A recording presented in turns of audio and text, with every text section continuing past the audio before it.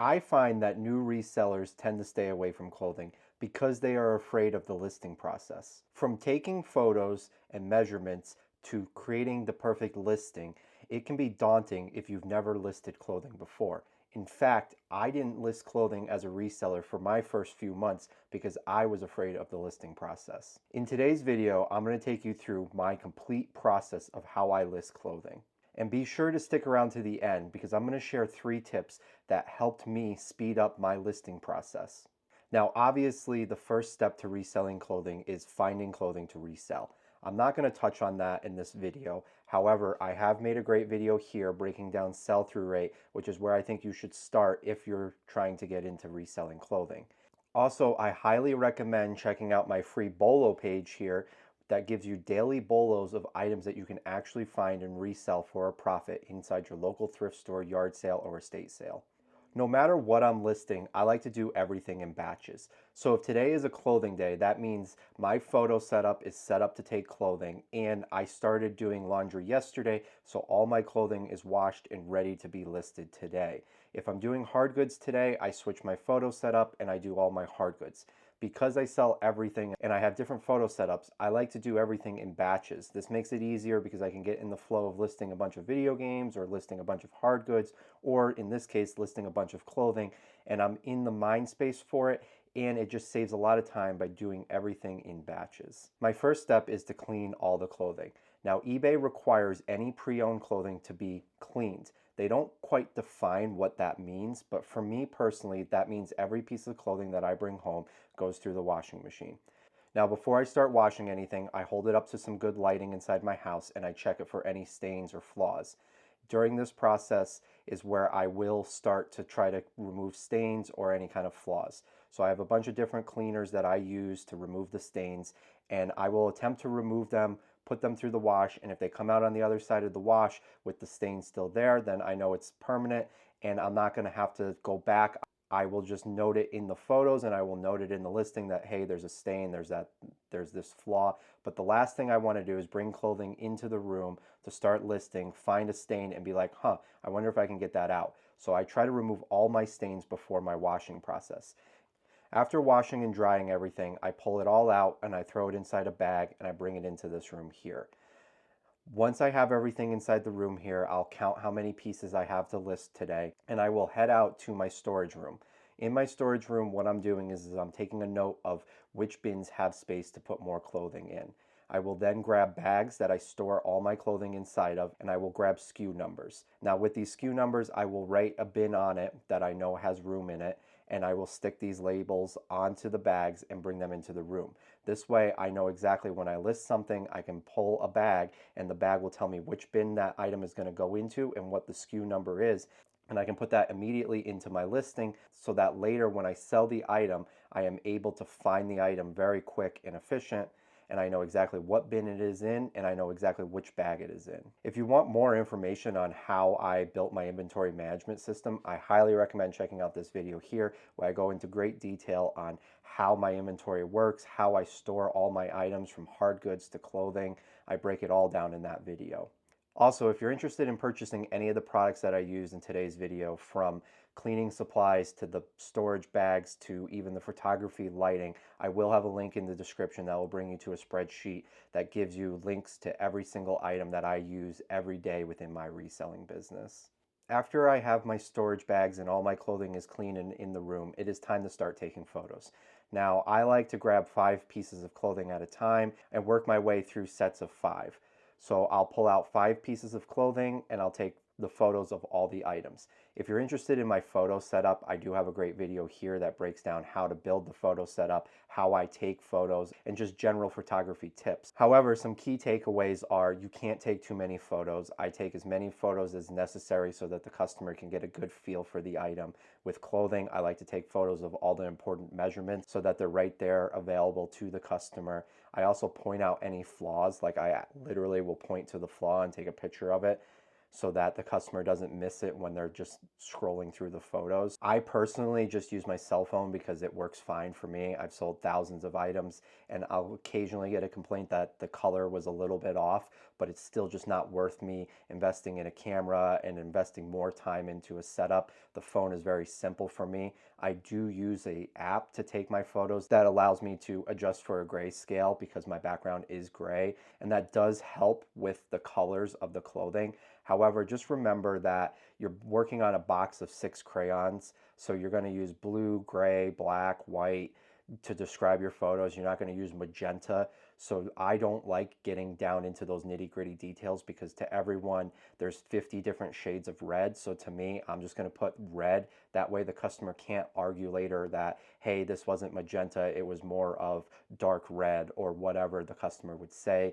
If I say it's red, it covers the basis of all the colors. So I like to think simple when I'm describing what the color is, and I like to make sure that the photo represents the color to the best of my abilities.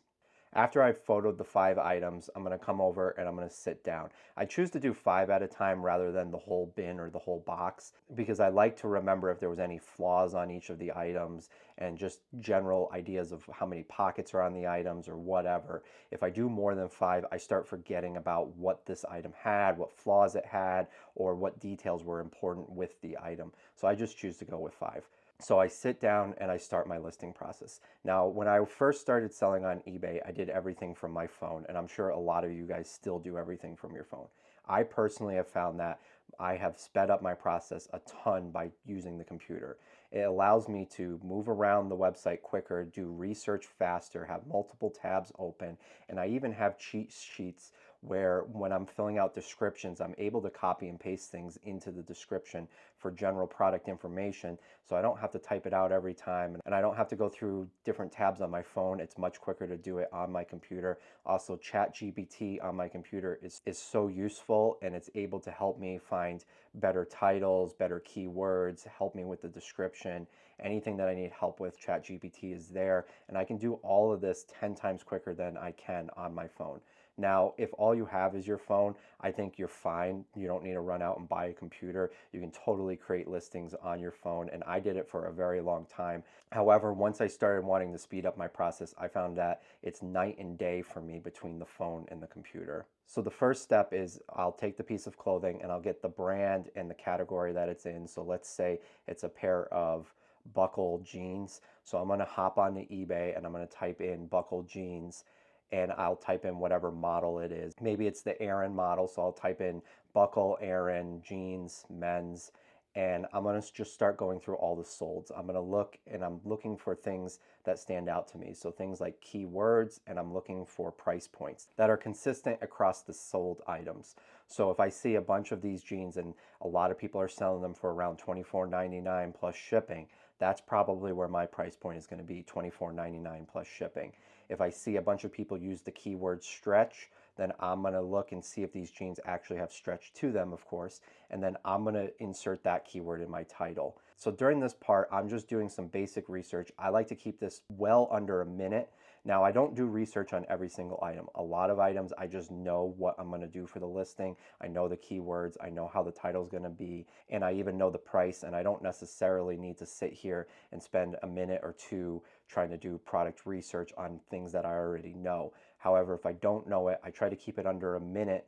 That way, I'm not spending all day trying to make a decision on the perfect title, the perfect keywords, the perfect photos, the perfect price point. If I lose a few dollars on the price, as long as I'm within the ballpark and I save some time, it's well worth it.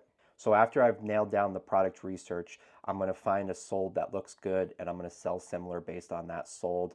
I'm going to bring up that listing. The first thing I'm going to do is insert my photos. So I'll just click upload from mobile. It'll send a link right to my phone, and I'll just upload the photos. While those photos are uploading, I'm putting the item inside my bag, and I'm getting the SKU number ready, and I'm thinking of what my title is going to be. This all happens within a few seconds.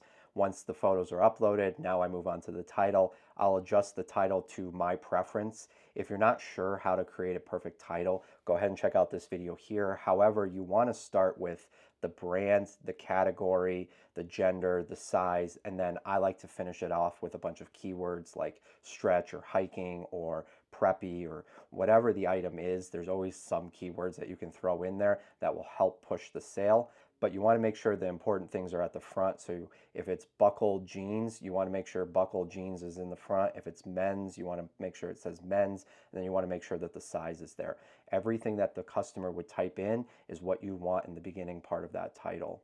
After the title, the SKU field is right there, so I'll type in my SKU. So my SKU is always a bin with the number. Once again, it's on the bag, so it's super easy to insert here. And now I know exactly where this item is going to go. I will now take that item and throw it in my going out bag, so that later when I'm done with all of my listings, I'm going to bring that bag back out to my inventory area, and I'm going to put all those items back away at the end of the day. So that brings us on to item specifics. Now you're required to fill out some of the basic item specifics like brand, category, and even size. But beyond that, all the other ones are just bonus points. So if I don't know one of the item specifics, I just move on. I'm not going to waste my time trying to figure out what they mean by these different item specifics. If it's not going to move the needle, if it's not something someone's going to search for, then it's really not going to make that big of a difference. Now, if I know them, I'm obviously going to fill them out. But once again, for me, speed is king. So I want to move through the item specifics as quickly as possible. So if I don't know something, I'm just going to move on unless it's something I think will move the needles. So for the country that it was manufactured in, doesn't usually make a difference unless it's made in the USA. Then I want to make sure that I put made in the USA, because some people will search for jeans that are made in the USA or t-shirts that are made in the USA. So that's an item specific that sometimes matters, sometimes doesn't. You just have to ask yourself, is the customer actually going to be looking for these item specifics? But speed is king, so just keep it rolling. If you don't know something, look it up once so that you learn it, and then just move on, and then next time you can just insert that. The more you do this, the quicker you'll become at it. So that brings me on to item description and the seller condition notes. I am currently working on a video on how I actually create descriptions for all my products and seller condition notes for all of my products. So be sure to hit that like and subscribe button, because you're not going to want to miss that video. However, what I do is I just insert the stuff that is required. So eBay requires you to say that all pre-owned clothing has been washed to eBay standards. So I insert that in there.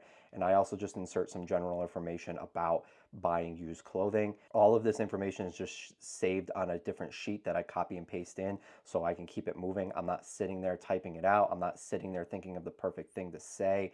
I already know what's going to be said for each category that I sell in.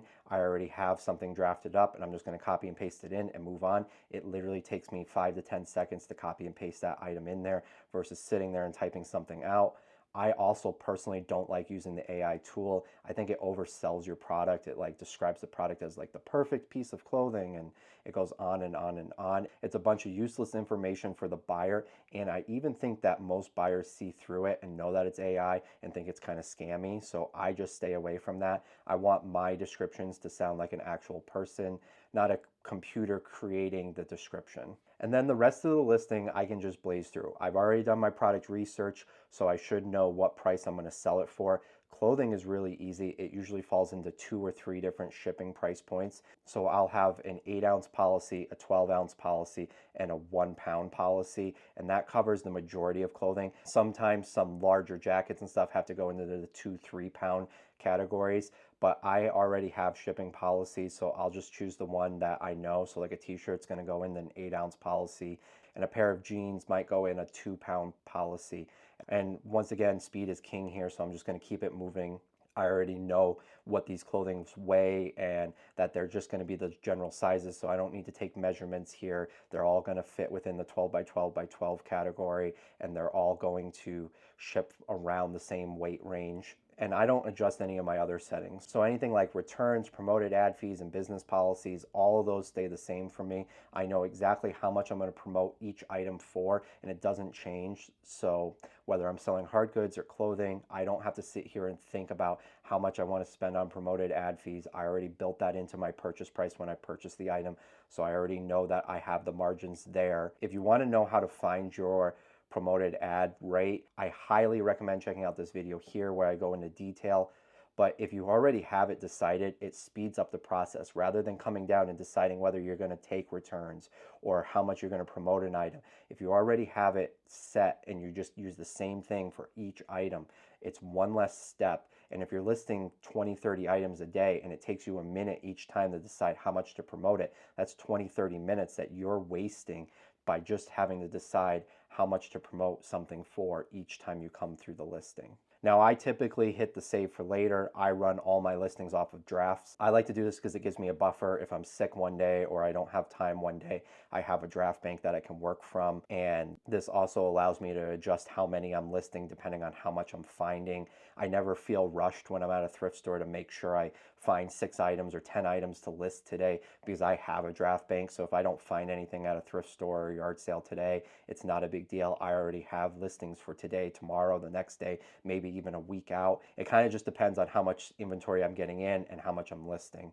But I like to run off of a draft bank, but if you don't, then you can just list it right now and click that listing. So the first thing that I found that has really helped speed up my process is batching. So like I said, if I'm doing clothing, I'm doing clothing. If I'm doing hard goods, I'm doing hard goods. Every step of my process is done in a batch. So when I'm doing laundry, I'm doing all the laundry. When I'm bringing it in and doing photos, I'm doing all the photos. When I'm doing the listings, I'm doing all the listings.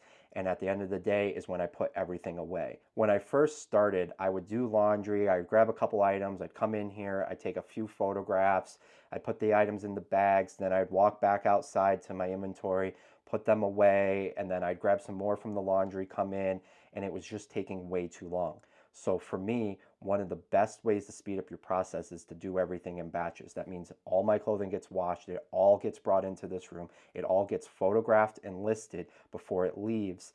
And at the end of the day, it all goes out at one time and gets put away all at once versus me completing a listing, getting up, walking out, putting it away, coming back down and sitting down. It doesn't sound like a lot of time, but over the course of a day of listing 20, 30, 40 items, it can really add up to hours that you're saving by just staying in one place at a time and not moving around. The less you move throughout your process, the quicker your process will be. So batching has really helped me increase my speed. The second thing I found that has really increased my speed is to stop overthinking things. When I first started, I had to get the photos just right. I had to get the measurements just right. I had to make sure that I had every keyword, that the title was just perfect, that I filled out every item specific, that I had the best description, the best price point. I could never lose $1. I had to make sure that I found the perfect price point, and I would waste so much time trying to create the perfect listing. I have now learned that it's not worth overthinking it. If you pick up good items with great sell-through rates, they basically sell themselves. So you don't have to spend as much time creating the listing, making the perfect photos. Now, I do think those things matter, and I do focus on making sure that I take as many photos as possible, that they're good, accurate photos. I create the best listing that I can, and I fill out all the item specifics that I can. But I'm not going to go down a rabbit hole of doing hours of research on one item, especially if the item is a low dollar item or just bread and butter items. Now, if this is some rare item that's worth hundreds of dollars, yes, I'm going to slow down and I'm going to make sure that I covered all my bases, and I'm going to make sure that I get the price point just right and the title just right. However, for my basic items that I'm picking up every day, speed is king. I just want to be moving this stuff. So I'm moving through the process as quickly as I can. Now, I think a lot of people struggle with this. A lot of people are perfectionists, just like I was at the beginning, and you want everything to be perfect. Remember, the customer knows that they're buying from another person. They're not buying from Walmart. They're not buying stock imagery. None of that matters. As long as it's good and it's accurate, you're going to be fine and you're going to sell these items. You don't have to get everything perfect. If you're only listing a couple items a day and you have the time, yeah, go ahead and make the perfect listing. It's a great place to start when you're just starting out. Learn how to create the perfect listing, learn how to do all the research. But as time goes on and you start listing and selling more and more, speed will become more important, and you will have to stop overthinking things. Just get things listed with good enough titles, good enough photos, and move on. The third thing that I did to speed up my process is I started using a computer. Now, I know a lot of you are going to say in the comments, I use a phone and the phone works fine. That's great, and I agree. I used a phone for a very long time and it worked great. However, I have personally found that I am much faster on the computer. I am able to do the research a lot quicker. I'm able to have multiple tabs open, and I'm able to move around and copy and paste things a lot quicker. Like I said, I have a cheat sheet where I'll pull different information in, and I can copy and paste it, and I can do that so much quicker than I can on my phone. I can have multiple eBay tabs open at once, which allows me to do some product research while I'm creating my listing, and I can pull up the website of the clothing company that I'm making sure I'm using all the keywords from their website, and I can do this so quick on the computer, and it would take much longer for me to do on the phone. Now, uploading the photos from the phone to the computer, it does add a few seconds each time that I need to upload the photos. However, I'm just doing something else during those few seconds of downtime. I'm usually stuffing the item in the bag and getting the SKU number ready. Or I can even be doing product research on another tab and making sure that I have the price point right, or whatever my question might be, I actually do it there. To me, speed is such a big deal that if I start to find myself slowing down, or I'm wondering if I'm faster on the computer or the phone, or if I'm going down a rabbit hole and I'm like, man, I'm doing so much research on this one item, I can't quite figure out how much I should price it for, I pull out my little timer here and I'll set it for a minute. And I have to make that decision within a minute, whether it's, should I take another photo? Should I find a better price point? Should I look for more keywords? Whatever I need to do, if I can't get it done in a minute, then I really need to reevaluate my situations. When I was trying to figure out if I was quicker on the phone or the computer, I pulled this out and I timed myself listing items on the phone and on the computer, and I found that I am significantly faster,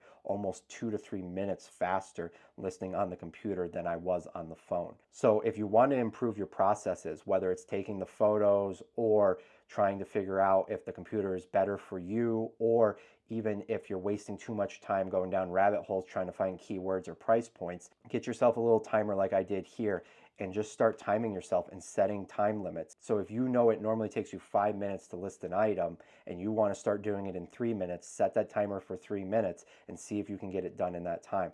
As soon as you start measuring things, it becomes super apparent where your flaws are in your process, and you'll start thinking differently about how to improve your processes. If you've enjoyed this video, YouTube thinks you're going to enjoy this one right here, so go ahead and give it a click.